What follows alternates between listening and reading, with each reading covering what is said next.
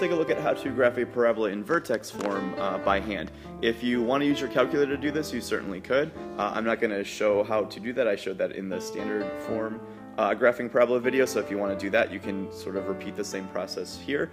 But what's nice about vertex form, it's really easy to do by hand. It's really easy to find the vertex by hand and therefore find the max or min by hand. So your giveaway for something being in vertex form is you're going to most likely see a parentheses squared, and there's usually going to be something added here at the end. So and if you've remembered from previous lessons about what A, H, and K do, they repeat and they do the same thing they're going to do with this parabola. So our H value will be our horizontal shift, but it lies to you. It does the opposite of what it says. The K value will be your vertical shift, and it does what it says. So here's our parabola in vertex form. To do this, I'm going to graph just one point and make a sketch. If you want to be more accurate, you could plot more points or look more points up in your table, but I'm just going to make a quick sketch using 1 point. So my vertex, because I'm in vertex form, is really easy to find. Just take the opposite of your H value, so -2, and take your K value just the way it is. So my vertex is going to be at -2, 5, which the 5 would represent either then the min or the max, depending on which way this parabola is opening, which is the next thing I'll figure out. I know that this parabola is opening downwards because my A value was negative. If A is negative, it's going to open downwards. If A is positive, it'll open upwards. So because this parabola does open downwards, I can see that it's going to have a maximum value, so 5 would be the maximum of this parabola.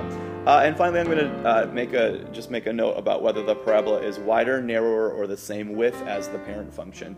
Again, I'm going to look at the A value to do that. If the A value is less than 1, that is going to make the parabola wider than the parent function.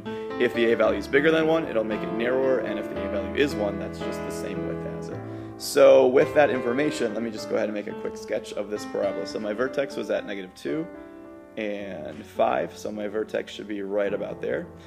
We know it opens downwards and it's wide, so I'm just going to kind of over-exaggerate the fact that it's a wide opening parabola.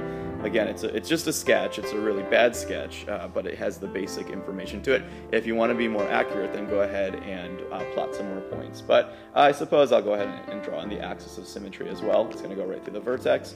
And remember, that's just going to be x equals and then the x value of your vertex. So x equals -2 will be my axis of symmetry. Let's go ahead and just try one more of those, and we'll do a story problem example after this. So again, I'm dealing with vertex form. My giveaway is that I've got parentheses squared, and then a number being added or subtracted at the end. So my vertex is really easy to find. Just take the opposite of your H value, which is right there, and then take the K value just the way it is. So 5, -1 is going to be my vertex. This parabola will open upwards because my A value was positive, and since the A value is bigger than 1, that's also going to make this narrower, so it'll be a skinny parabola. So let's take that information and make a quick sketch. So my vertex was at 5, -1, 1, 2, 3, 4, 5, and down 1. This parabola is opening upwards, and it is narrow, so again, just kind of over-exaggerate the fact that it's narrow to make a quick sketch of this. If you want to be more accurate, then go ahead and plot some points. I'm going to draw on my axis of symmetry as well, and I'll label that as x equals 5. And last up, let's deal with a story problem that involves a parabola that is in vertex form. Now, at first glance, these problems look really complicated, or fairly complicated. And as long as you understand how the vertex form works, they're actually some of the easiest story problems we'll ever take a look at. So, in this particular example, we're looking at a suspension cable on a bridge, and oops, the suspension cable is hanging down in the path of a parabola, which is given to me by this equation right here, which is in vertex form. There's your parentheses squared. So the question that they've asked me is how far apart are the two towers, and then what's the minimum height of the suspension cable? Again, it may seem complicated, but watch how simple this problem can be. So the first thing that I'm going to do is I'm going to identify the vertex of my parabola. The vertex, because I'm in standard form, is just going to be 1400, the opposite of the H value, and then comma 27 as the Y value. So there's my vertex. We'll take a look at what we have then. And if I were to walk from the first bridge all the way to the center where the vertex is going to be, that's going to be a distance of 1400 feet.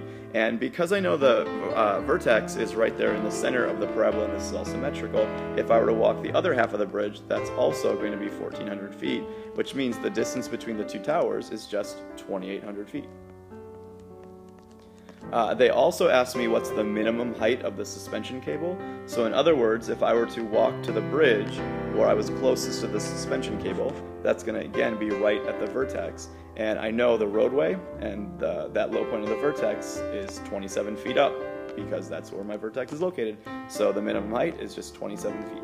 So again, very, very easy to do as long as you understand the form and how it works.